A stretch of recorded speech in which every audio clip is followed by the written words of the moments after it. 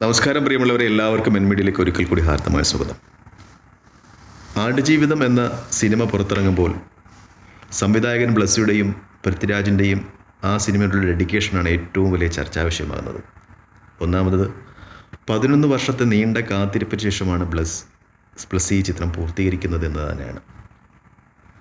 വൈകി വരുന്ന വസന്തങ്ങൾക്കൊക്കെ മനോഹാരിത, അതിൻ്റെ സുഗന്ധം കൂടുതൽ എന്നതുപോലെ അത്രത്തോളം കാലം നീണ്ട സമയമെടുത്ത ബ്ലസ്സിയുടെ ഈ ചിത്രവും അതിമനോഹരം തന്നെയാണ്. മറ്റൊന്ന്, പൃഥ്വിരാജിൻ്റെ ഈ ചിത്രത്തിലുള്ള ഡെഡിക്കേഷനാണ്. അദ്ദേഹം സൗദിയിൽ ജോലി തേടിയെത്തുന്ന നജീബ് എന്ന കഥാപാത്രത്തെയാണ് ഈ ചിത്രത്തിൽ അവതരിപ്പിക്കുന്നത്. അദ്ദേഹം യാദൃച്ഛികമായി അകപ്പെടുന്നത് ആട് മേയ്ക്കുന്ന, ഉപജീവനമാക്കുന്ന ആളുകളുടെ ഇടയിലാണ്. അവർ അദ്ദേഹത്തിൻ്റെ പാസ്പോർട്ടൊക്കെ പിടിച്ചു വെച്ച് അദ്ദേഹത്തെ ആടിനെ മേയ്ക്കാൻ നിർബന്ധിക്കുകയാണ്. ആഹാരം പോലും കൊടുക്കുന്നില്ല. മലമൂത്ര വിസർജനം ചെയ്തിട്ട് അത് കഴുകാൻ ജലം പോലും അനുവദിക്കുന്നില്ല. അപ്പോൾ നീണ്ട ക്രൂരമായൊരു ജീവിതമാണ് അദ്ദേഹം മരുഭൂമിയിൽ ഈ ആട്ടിടയന്മാരുടെ ഇടയിൽ നിന്ന് നേരിടുന്നത്.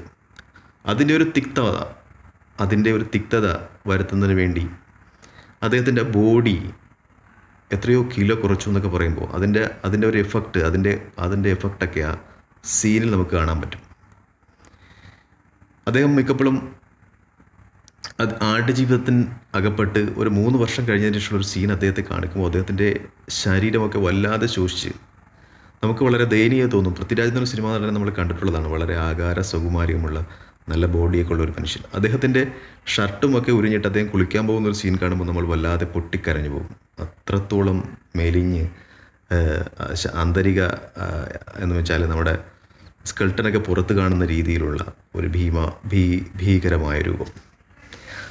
ഇത്തരമൊരു രൂപം അദ്ദേഹം വരുത്തുന്നതിന് വർഷങ്ങളോളം അദ്ദേഹം പട്ടിണി കിടന്നു എന്ന് പറയുമ്പോൾ അദ്ദേഹത്തിനോടുള്ള ഒരു ഡെഡിക്കേഷൻ, ആ സിനിമയിലുള്ള ഒരു ഡെഡിക്കേഷൻ നമുക്ക് മനസ്സിലാക്കാൻ പറ്റും.